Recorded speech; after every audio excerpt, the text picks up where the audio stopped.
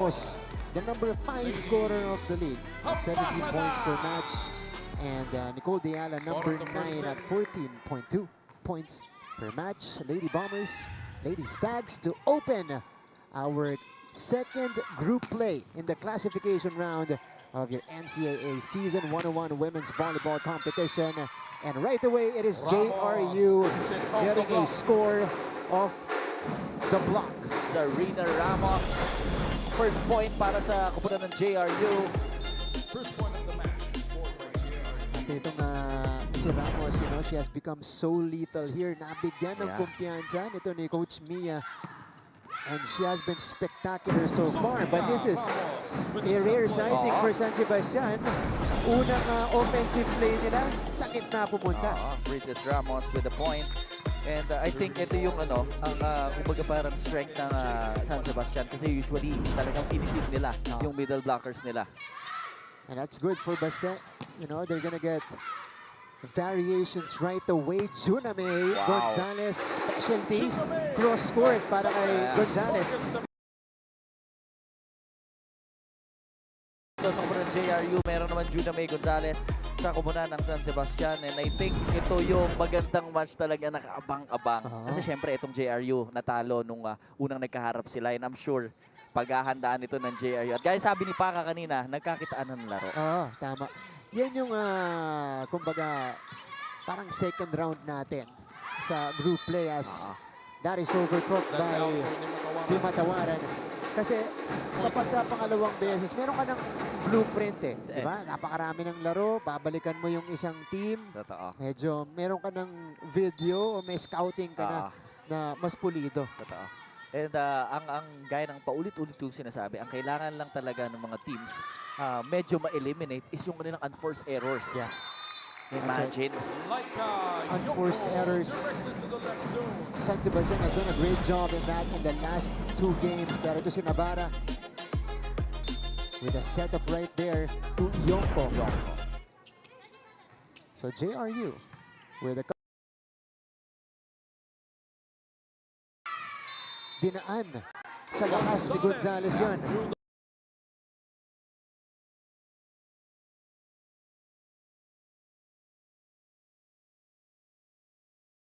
Mga unang taon niya, last year in particular, ano lang siya eh, slot in, off the bench, di ba? Yeah.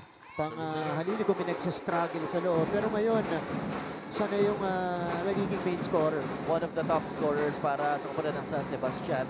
And ang ganda ng variations ng attack niya. Ang daming pwede niyang gawin. And medyo, yung the way kasi siyang umatake, medyo mahirap blockin at tapatan sa defense. So, talagang iba yung improvement.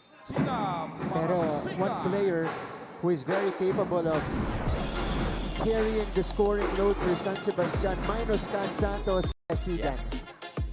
Tried and tested na sa NC. Mga veterano na rin, no, sa NCAA. Navarra. Diala! Wow! That's good for Nicole. Alam mo kung ano yung natutuwa ko kay Diala? Nakaka-impress yung jumping ability niya. Hindi siya kasing tangkad ibang players, but yung talon niya, parang nile-level niya yung talon niya dun sa height ng mga ka-teammates at mga nakakalaban nila. Minsan pang angat pa siya dun sa blockers ng kabila. And wala siyang doubt kapag umaatake. Buong-buo yung loob, ano? Manasigan right here. Ramos was behind, but great presence of mind for KJ Junicio. Anticipating that Navarra attempt. Great timing. Ganda ng basa. And syempre, pag middle blocker ka, kailangan matalas ang isip mo. Lalo na sa block dahil yan yung yan yung pinaka-role ng mga middle blockers. That's right. Lazarte keeping it alive. Here's Manasigan breaking through the block. Pero sa iba kinuha to ni Dina. Right down the middle this time. And this is actually their first combination play. Klein Abraham, former San Beda Lady Red Spiker. Ball is kept alive. Gonzalez sends it across. Navarra. Nauna si Diala doon. Here's Marasigan off the hands. Deyala again, better attempt, but it is low. For Deyala. So 8-4 para sa San Sebastian. A fast start for them. On the other side, we'll hear a report from Bianca Tagarda.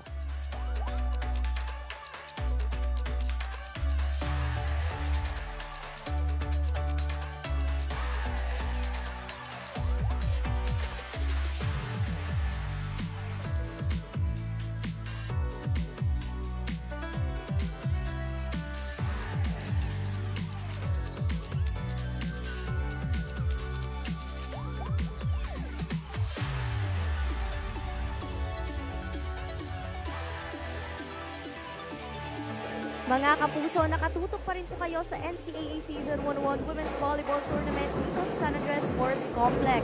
Coming off a 5-set win against LPU, mataas ang kumpiyansa ng squad ni Coach Mia Tioseco na makabawi today over Baste, who gave them their first loss of this season.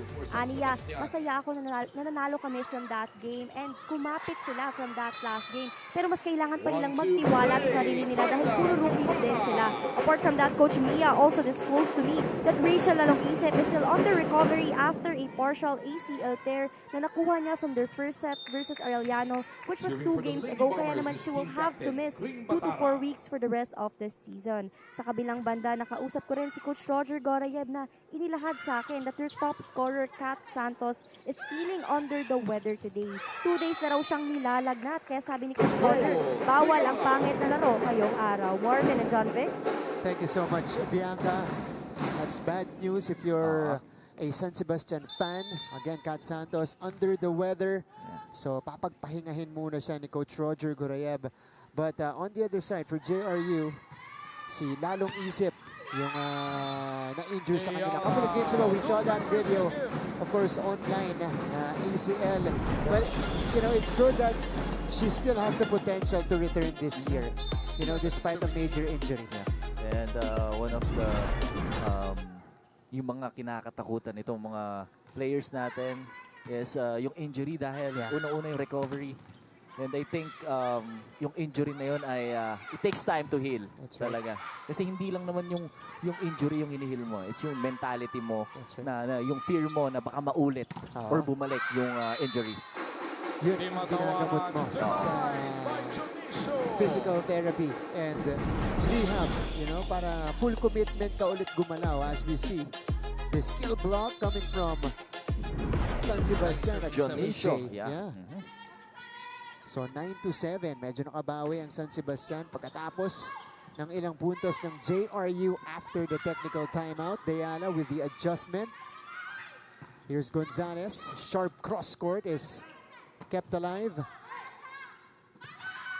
Gonzalez again. Nicely done right there. But a track down once again by Karabot. Ooh, back row hit is straight to the net. Grabe.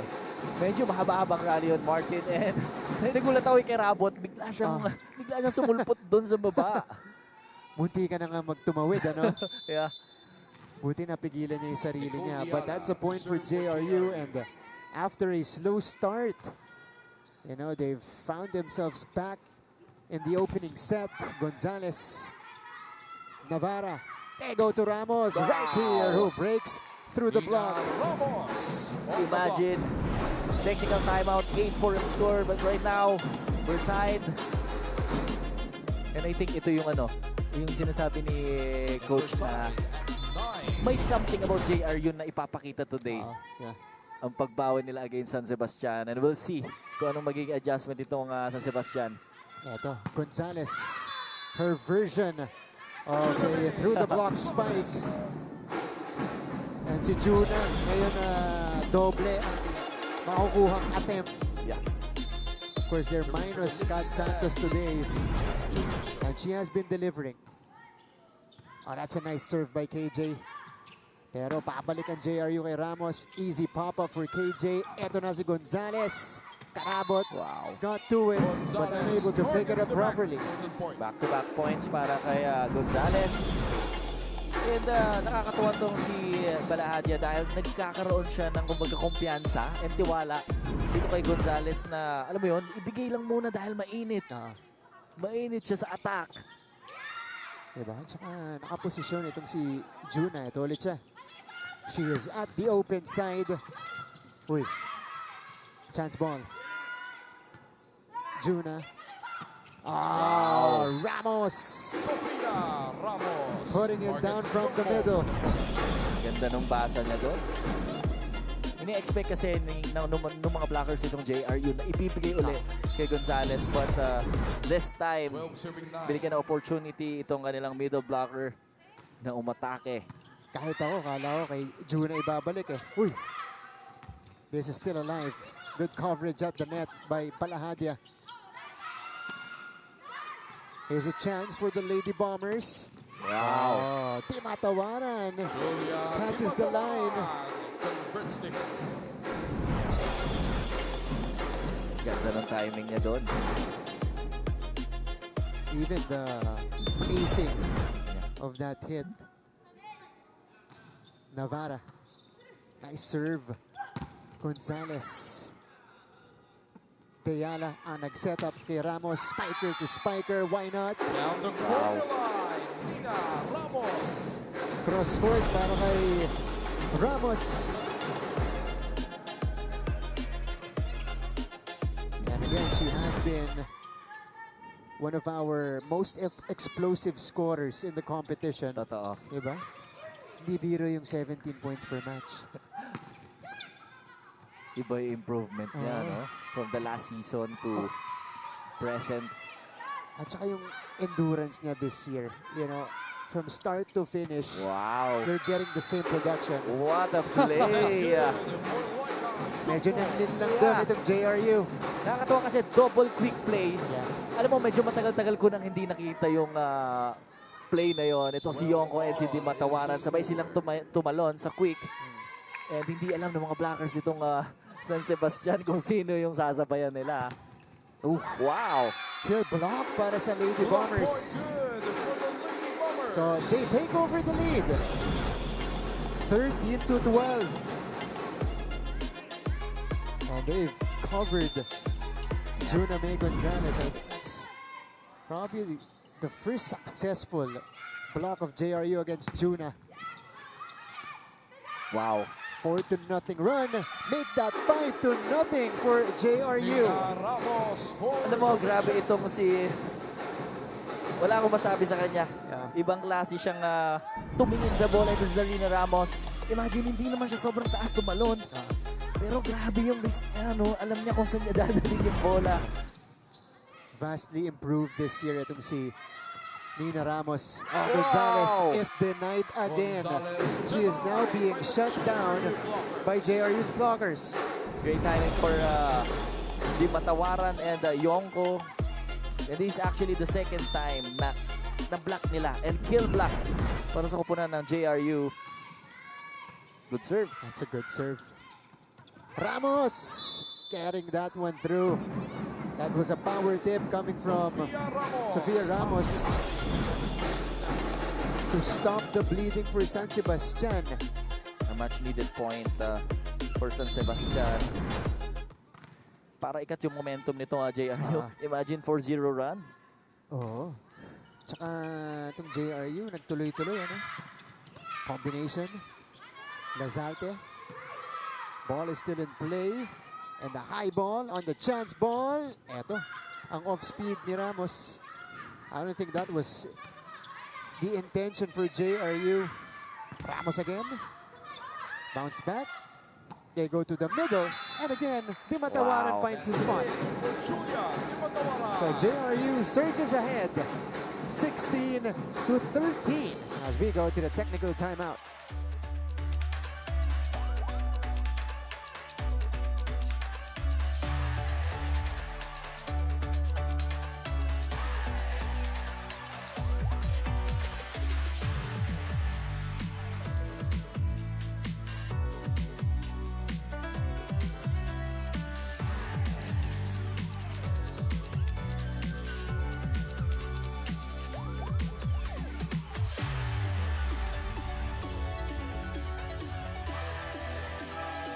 Welcome back to the coverage. Again, if you guys just tuned in, Kat Santos won't be playing today. She's suited up, but she won't be taking the floor for San Sebastian. And again, that's minus 13 points right away. Yan ang iiwan dito ni Kat Santos, and it's gonna be up to the other players to step up. Alam mo, nafe-feel ko si Kat Santos na while she's watching, alam mo yung feeling na gusto ko maglaro eh. Tumataas yung adrenaline ko. Habang nakikita ko yung team ko na, alam mo yun, hindi makabawi dun sa ginagawa nitong JRU.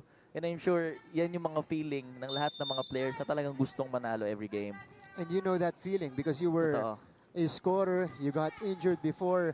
Si Kat siguro, ganito mga moments, siya na yung pinupuntahan. Ito ni Balahad. Yeah, for sure.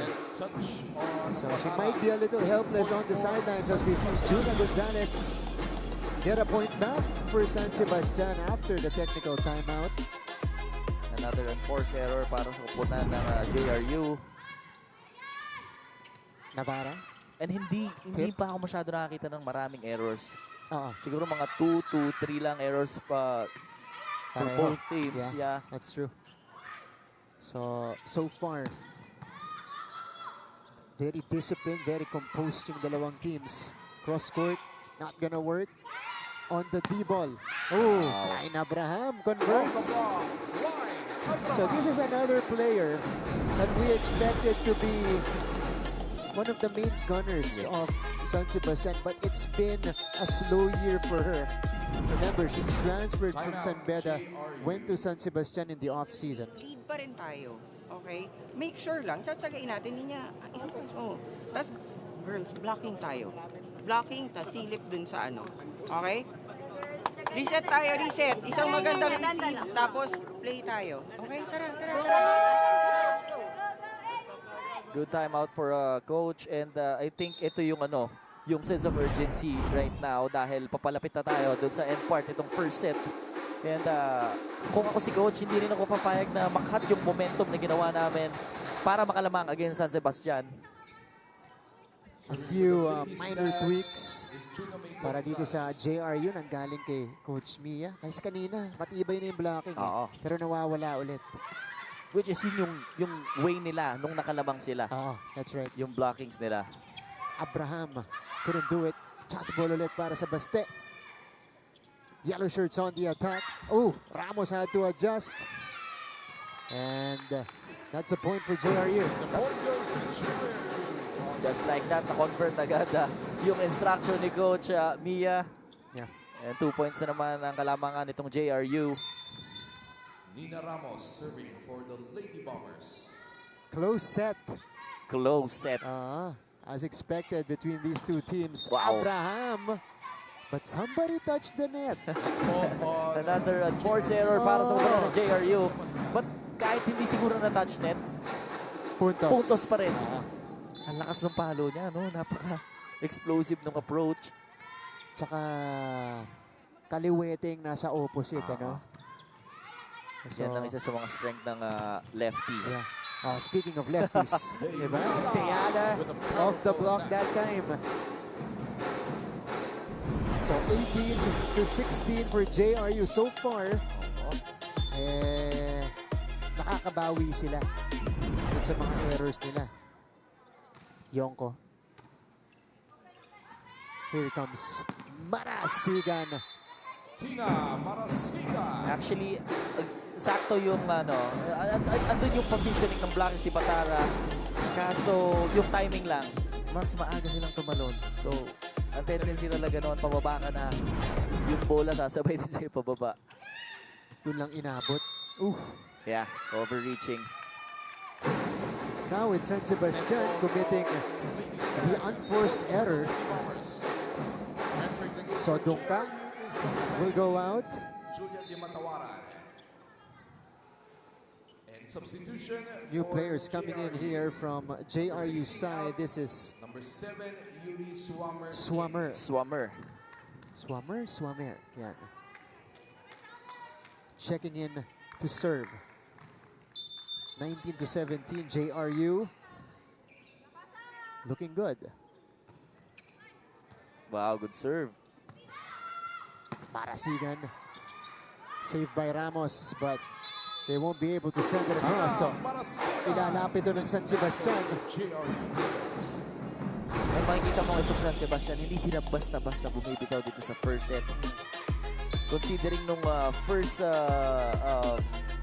points, lamang sila ng 4 points. Yeah. And now, medyo nabaliktad yung scoring natin. Ito si Nicole. Wow. Cross-court bomb coming from Nicole De Ala. That was a sharp hit coming from Nicole. Alam mo yung apelido niya, Deala. It reminds me of someone who is currently top 31 Sino? sa ranking. Siyempre, ang ating pride, Alex Ayala. Ah, oo. Diba? Akala ko yung radio DJ. DJ, Kasi Nicole din eh. di ba? yeah. 19 serving 20. Pero yun yung mga bagay na nakaka-proud bilang Filipino, di ba? Oo, yeah. Meron tayong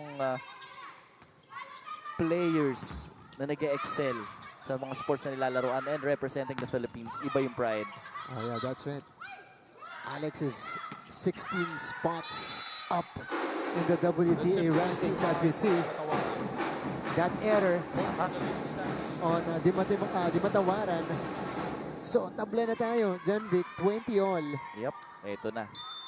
The most exciting part nitong ng match ng game natin Yeah. is yung end part ng every set.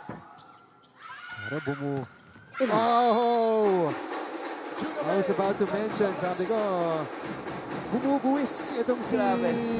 Navarra, pero si Juna Gonzalez was able to connect right here. And alam niya, kung baga nakaplano, yung isip niya kung saan niya papaluin yung bola, saan niya dadalhin.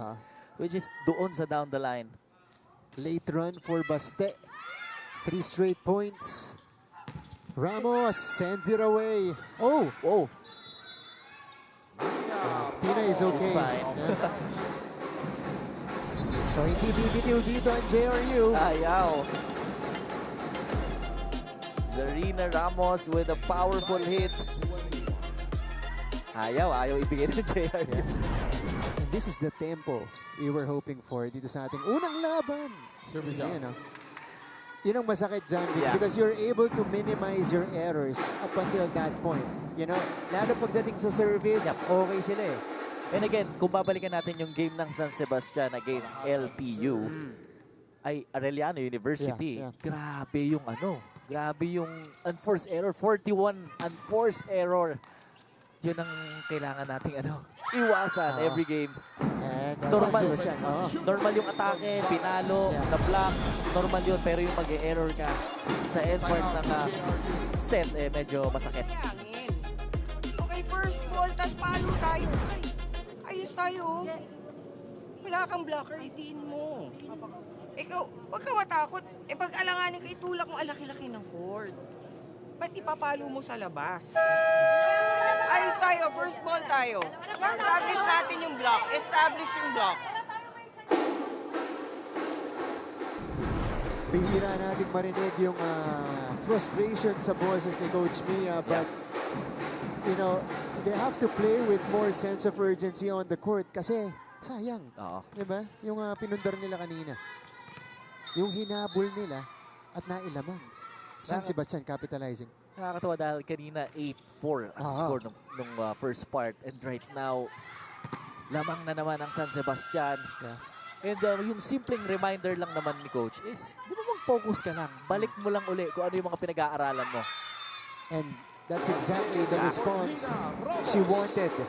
Ramos down the line. So 22, serving 23. Kring Batara nagbabalik sa ating laban for a more formidable front line para sa JRU dahil nasa likod si Di Matawaran. Abraham, popped up by Deala. Yonko, ando naman si Balahadia. Juna May, off the block. Set point para sa Baste. 1 more point para sa San Sebastian. Another point naman para dito kay Gonzalez. Alam mo, unstoppable siya dito sa first set natin. May Juna May. minsan nabablock siya, siguro 2 beses, pero hindi bumababa yung moral niya. Yeah. At nakikipagsabayan itong si Nina Ramos. Yeah. 23-24, we're not yet done in the first set. Ito yung mga set, Martin, na umabot ng 30 points. Bakit hindi? Diba? Papaunlakan natin yan. Para tayo magsi-6 sets, ganun ba yan? Oo. Wow! A service ace! Told you. By Zarina Ramos to give us an extension in the first set. Timeout, San Sebastian. Timeout for Coach Roger. Hindi naman tayo lamang ng 8 pieces eh. Iisa lang yun. I-receive lang naman. Mag-isa ka lang naman dyan. Itataas mo lang. 3 yung papalo. JM, ayusin mo yung set mo. Ba't yun? Nagmamadali kayo sa pag-service. Nagmamadali ka sa pag-set. Di pa nga pumapasok yung quicker. Nakaset ka na sa open. Ito naman, ang bagal pumasok. Ano mangyayari dyan? Alam mo, every time na nagbibigay na instruction tong si Coach Roger, alam mo yung medyo witty, no? Tama, pero makes sense kasi yung sinasabi niya, hindi naman 8 points yung lamang natin eh. Para mag-relax kayo eh, di ba? Yung timing nyo, yung receive nyo, yung set nyo, bakit nyo minamadali? Diba? Back to basic. Lamang tayo eh, dapat sila kayo nape-pressure. Yun yung ibig sabihin ni Coach Roger. Nina Precisely. Ramos serving for the Lady Okay, ito. Bombers. Win by 2 sa first set. Abraham gets that one to go in. Through the block. A much needed point para sa San Sebastian. Abraham. What a great timing. At dun niya pa kay Batara pinapunta yung palo niya. Doon pa sa mas matangkad. Oo. 25-24. Second set point situation for Bastet. Well, this is actually the third one for them. Pero JRU, sasabayan sila. Diana. Yeah. Alam mo, hindi ko alam kung ako lang pero every time makakapuntos tong si Diala, parang ramdam na ramdam ko yung bawat palo niya. Solid, ano? Oo. Parang hindi siya nagdadalawang isip and talagang yung mental toughness niya nandun. Underhand pass. Kept alive. Kring. Lazarte. Marasigan. Ooh, what a dig by Nicole. Yonko. Not gonna work that time. Ito na si Marasigan. Wow. Nina Marasigan spots the hole. What a rally for both teams. And San Sebastian is back in front. 26-25. And another chance here to take the opening set. Here's Abraham. They go to Kring. Nakabangan si Batara. Deyala had to adjust. Easy up. Back to Tina. Was it outside? Was there a check? They're ruling it with a check, but it's gonna be reviewed. Yeah, ball in, ball out ang tawag ng JRU side. Challenge to the call by JRU. The Pero medyo mahirap eh kasi ako hindi ko sure kung outside or inside pero Okay, correction. Hindi pala check ang tinawag. Inside ang tinawag ng ating referee. So yan po ang checkin natin dito. Tignan natin Our first challenge today. Dito pa sa extension ng opening set. 26-25. San Sebastian going in a war with JRU. wow, outside Martin. Wow! Para pagbibigyan itong dalawang upunan yung wish natin. Yung ano to? There's a counter challenge 40? called by San Sebastian. Go lang. The challenge Siyempre is kung lock touch. sino ba hindi magiging masaya kung successful yung first challenge mo, di ba? That's true. Why not? Nakakaano tayo Hold on. What's going on? So may counter challenge itong si Coach Roger Dun sa ano? Check. sa touch net or Okay. sa check. Sige, sige. Yan ang medyo crucial naman. Oh, I remember this one. This is my first counter challenge this year. So, Yeah, same. di ba? Oh, block touch. Sa block touch, titignan nila kung may check. Ako mas... Well, Pero ang tawag ng ref ay inside, ano? Was there a touch? eto na. Yun na nga, Meron. gumalaw nga ang daliri. There was a touch. Wow! So San Sebastian nonetheless, they get the point. Challenge successful para kay Coach Roger Gurayev. And Baste takes set number 1, 27-25.